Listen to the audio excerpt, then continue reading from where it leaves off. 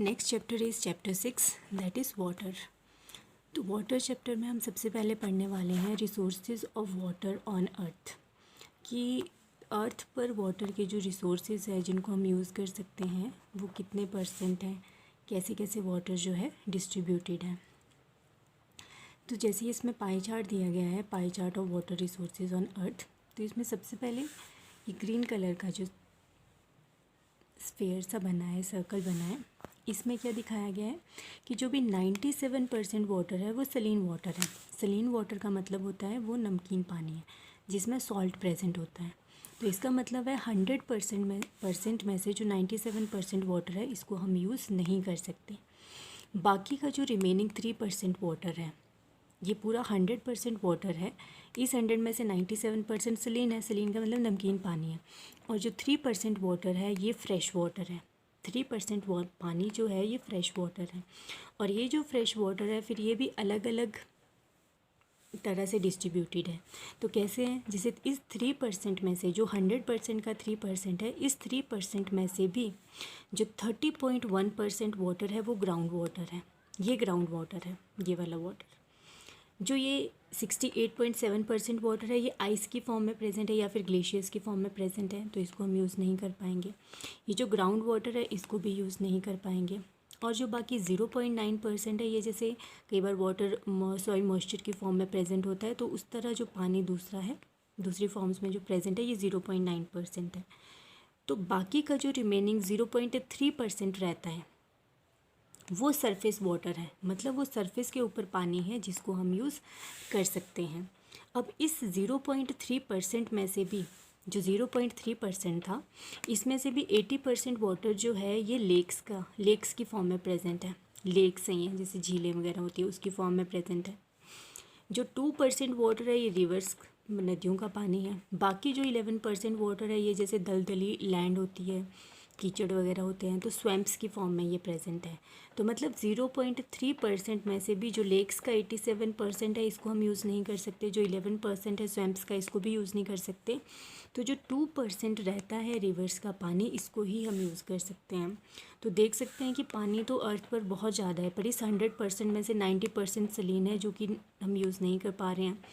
फिर जो रिमेनिंग 3% है इसमें से भी सिर्फ 0.3% ही हम पानी को, जो सरफेस वाटर है, वो मान सकते हैं कि इसको हम यूज़ कर सकते हैं। बट इस 0.3% में से भी जो 87 है वो लेक्स का पानी है, 11% स्वैम्प्स का पानी है जिसको हम यूज़ नहीं कर पा रहे हैं।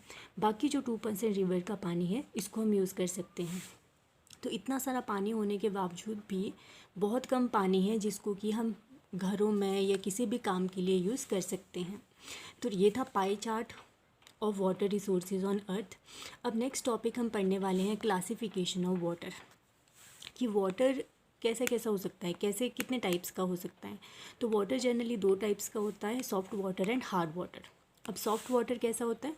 सॉफ्ट वाटर होता है ऐसा पानी जो which forms lather with soap solution, मतलब साबुन सोप सोल्यूशन जो है उसके साथ झाग बना देगा इजीली। तो जब भी जो पानी होगा वो सोप सोल्यूशन, तो सॉफ्ट वाटर हुआ ऐसा पानी जो सोप सोल्यूशन के साथ आसानी से झाग बना सकता है। जैसे हमारे पास रेन वाटर आ गया, रेन वाटर जो है it is the purest form of water. तो जब भी जो बारिश का पानी होता है इसको अगर यूज़ करेंगे तो आसानी से ये सोप के साथ झाग बना लेता है। और हार्ड वाटर क्या होगा? हार्ड वाटर होता है ऐसा पानी which does not form lather easily with soap solution, मतलब ये सोप के साथ, साबुन के साथ आसानी से झाग नहीं बनाता। जैसे सी वाटर हो गया, रिवर वाटर हो गया, तो ये वाला जो पानी है ये साबुन के साथ आसानी से झाग नहीं बनाएगा। तो ये थी क्लासिफिकेशन ऑफ वाटर जिसमें हमने पढ़ा soft water and hard water. अब नेक्स्ट हम पढ़ने वाले हैं हार्डनेस ऑफ वाटर, कि सॉफ्ट वाटर और हार्ड वाटर तो हमने पढ़ लिया। अब हार्डनेस ऑफ वाटर क्या होती है? तो हार्डनेस है ये टेंडेंसी, ये capacity of water to consume soap solution, मतलब जो पानी है वो कितना सोप सोल्यूशन कंज्यूम करता है, पानी की उस कैपेसिटी को बोलते हैं हार्डनेस। अगर लेसर कंजप्शन ऑफ सोप हो रही है, मतलब अगर जो सोप सोल्यूशन है, पानी हमने यूज़ किया है और वो पानी जो है वो कम सोप यूज़ कर रहा है, कम साबुन यूज़ कर रहा है, इसका मतलब है उसकी डिग्री ऑफ हार्डनेस भी कम है, मतलब उसमें हार्डनेस जो है पानी में वो कम है, इसीलिए वो साबुन के साथ आसानी से झाग बना रहा है। तो इसीलिए साबुन कम लग रहा है। अगर कोई भी हमारे पास वाटर जो है वो हायर कंजम्पशन कर रहा है सोप की, मतलब जो सोप सोल्यूशन है उसको ज़्यादा यूज़ कर रहा है, पानी जो है वो ज़्यादा सोप यूज़ कर रहा है, ज़्यादा साबुन यूज़ कर रहा है और फिर जाके झाग बना रहे हैं, इसका मतलब है वो पानी जो है वो हार्ड है, वो हार्ड वाटर है और उसकी डिग्री ऑफ हार्डनेस भी कैसी है, ज़्यादा है, उसकी ज़्यादा डिग्री ऑफ हार्डनेस है, इसीलिए वो साबुन के साथ आसानी से झाग नहीं बना पा रहा। तो ये थी hardness of water which is the capacity of water to consume soap solution. The capacity of water to consume soap solution is hardness of water, and if water is consuming lesser soap it means degree of hardness is also less. मतलब अगर soap solution पानी कम consume कर रहा है तो उसकी degree of hardness भी कम है, और अगर सोप सोल्यूशन जो है सोप ज़्यादा वाटर यूज़ कर रहा है, इसका मतलब है उसकी डिग्री ऑफ हार्डनेस भी ज़्यादा है। अब नेक्स्ट टॉपिक हम पढ़ने वाले हैं कॉजेज़ ऑफ हार्डनेस।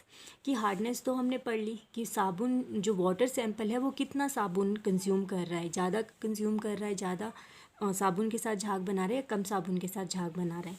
अब नेक्स्ट हम पढ़ने वाले हैं कि कॉजेज़ क्या हैं हार्डनेस की, कि जो वाटर की हार्डनेस होती है वो किस वजह से होती है, किस वजह से जो पानी है वो हार्ड होता है, जिस वजह से वो साबुन के साथ झाग नहीं बना पाता।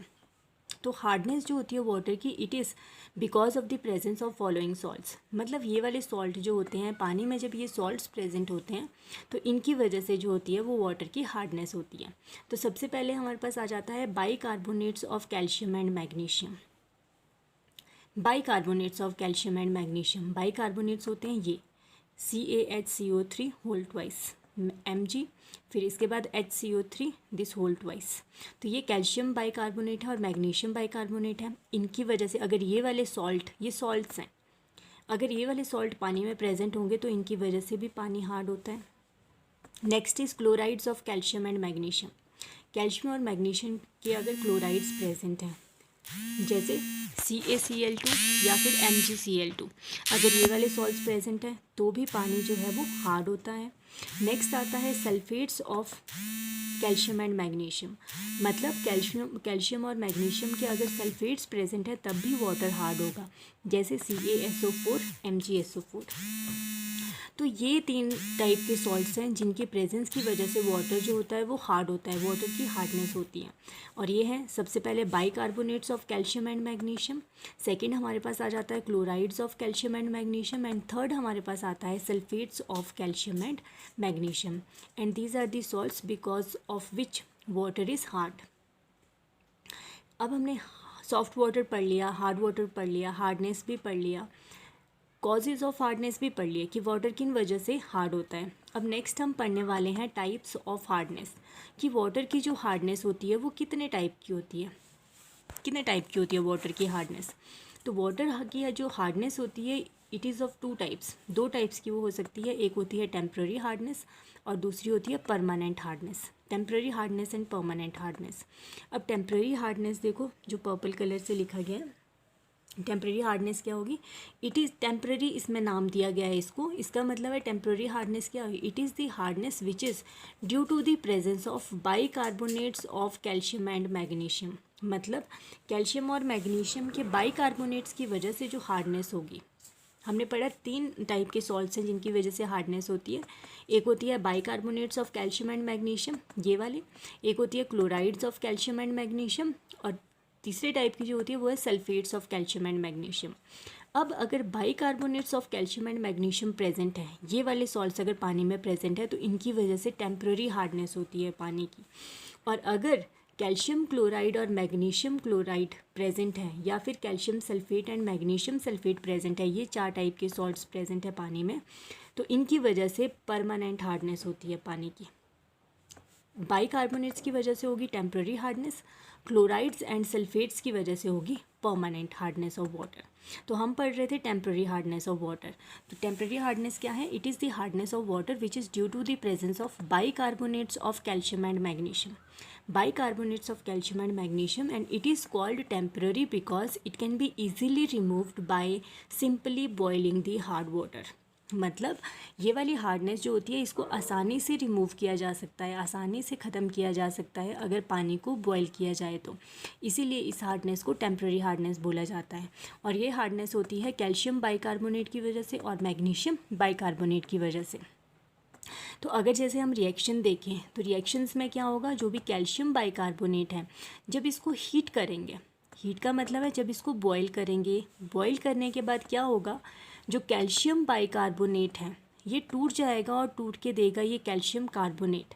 जब हीट कर रहे हैं हम कैल्शियम बाइकार्बोनेट को बॉईल कर रहे हैं तो ये टूट जाएगा और टूटने के बाद देगा calcium carbonate, water and carbon dioxide, water and carbon dioxide.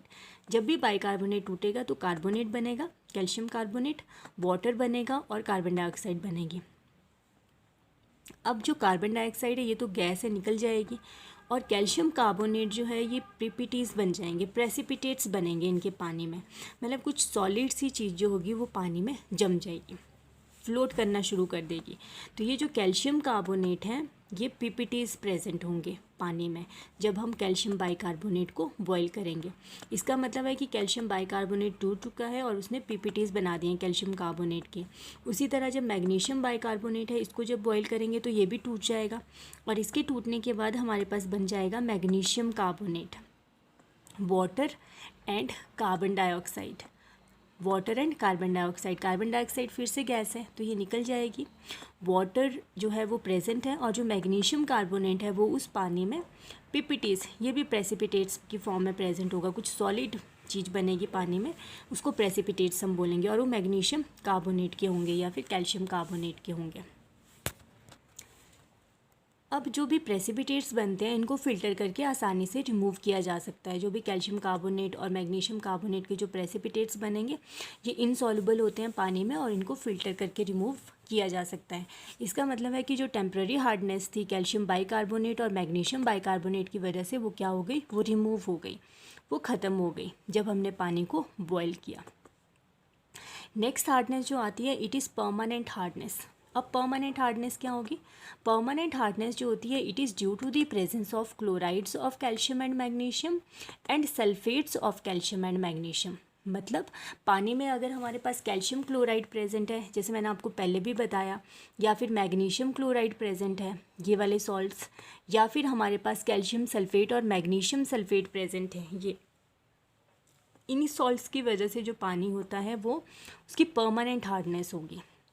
और परमानेंट हार्डनेस का मतलब है कि इस हार्डनेस को बॉइलिंग से रिमूव नहीं किया जा सकता। इस हार्डनेस को अगर रिमूव करना है तो कोई केमिकल मेथड यूज़ करना पड़ेगा। तो मतलब this is the hardness which can not be removed by simply boiling the hard water. इसको पानी को बॉयल करके रिमूव नहीं किया जा सकता, इसीलिए इस हार्डनेस को बोलते हैं permanent hardness. This is called permanent hardness and it is due to the presence of chlorides of calcium and magnesium and sulfates of calcium and magnesium. अब नेक्स्ट हम पढ़ने वाले हैं, अब जैसे यहाँ पर फिर से दिखाया गया है, बताया गया है कि जो कैल्शियम कार्बोनेट है, कैल्शियम बाइकार्बोनेट है और मैग्नीशियम बाइकार्बोनेट है, इनकी वजह से पानी की टेम्प्रेरी हार्डनेस होगी, टेम्प्रेरी हार्डनेस। और जो भी ये वाले 4 सॉल्ट्स हैं जैसे कैल्शियम क्लोराइड हो गया, मैग्नीशियम क्लोराइड हो गया, या फिर calcium sulphate and magnesium sulphate हो गया, इनकी वजह से पानी की परमानेंट हार्डनेस होगी। अब नेक्स्ट हम पढ़ने वाले हैं action of soap on water, कि साबुन का पानी के ऊपर क्या एक्शन होता है। जब भी हम साबुन को पानी के साथ मिक्स करेंगे तो क्या होगा, तो सोप जो होता है, soap reacts with salts of calcium and magnesium. अब जो हार्ड वाटर होता है, हार्ड वाटर जो होगा उसमें जब भी हम सोप ऐड करेंगे तो वो हार्ड वाटर में हमें पता है काफ़ी सारे सॉल्ट्स प्रेजेंट है। उसमें कैल्शियम बाइकार्बोनेट हो सकता है, मैग्नीशियम बाइकार्बोनेट हो सकता है, उसमें कैल्शियम क्लोराइड हो सकता है, मैग्नीशियम क्लोराइड हो सकता है, कैल्शियम सल्फेट हो सकता है, या फिर मैग्नीशियम सल्फेट हो सकता है। ये सारे सॉल्ट्स प्रेजेंट हो सकते हैं। अब जब भी हम साबुन को हार्ड वाटर में मिक्स करते हैं, हार्ड वाटर के साथ जब हम सोप यूज़ करेंगे तो हार्ड वाटर झाग नहीं बना पाता, लादर नहीं बना पाता सोप सोल्यूशन के साथ। और वैसा क्यों होता है, ऐसा इसलिए होता है क्योंकि जो सोप होता है, जो साबुन होता है, ये क्या करता है, जो भी कैल्शियम और मैग्नीशियम के सॉल्ट्स होते हैं कैल्शियम और मैग्नीशियम के जो सॉल्ट्स होंगे, मतलब जैसे calcium chloride, magnesium chloride, calcium bicarbonate, magnesium bicarbonate या फिर कैल्शियम सल्फेट, मैग्नीशियम सल्फेट, ये वाले जो सॉल्ट्स हैं जो हार्ड वाटर में प्रेजेंट हैं, ये उस सोप के साथ रिएक्ट करते हैं और प्रेसिपिटेट्स बना देते हैं, कर्डी प्रेसिपिटेट्स बनाएंगे, कर्डी प्रेसिपिटेट्स बनाते हैं। और इसकी वजह से जो साबुन है वो झाग नहीं बना पाता पानी के साथ, हार्ड वाटर के साथ। इसीलिए जब भी हम हार्ड वाटर में साबुन को जब हम हार्ड वाटर के साथ यूज़ करते हैं तो झाग नहीं बन पाती, क्योंकि जो सोप होता है वो उन सॉल्ट्स के साथ रिएक्ट कर जाता है और प्रेसिपिटेट्स बना देता है। अब जैसे यहाँ पर अगर हम रिएक्शन देखें तो जो सोप है, बोलने का मतलब है ये जो सोप है ये क्या कर रहा है, ये जो कैल्शियम क्लोराइड है या कैल्शियम सल्फेट है, कैल्शियम बाइकार्बोनेट है, मतलब कैल्शियम के जो सॉल्ट्स हैं या फिर जो मैग्नीशियम के सॉल्ट्स हैं, इनके साथ रिएक्ट कर लेगा, इनके साथ रिएक्ट करेगा और क्या बनाएगा, कर्डी प्रेसिपिटेट्स बनाएगा। और ये जो प्रेसिपिटेट्स होते हैं ये इनसॉल्युबल होते हैं, इनसॉल्युबल होंगे और पानी में या तो फ्लोट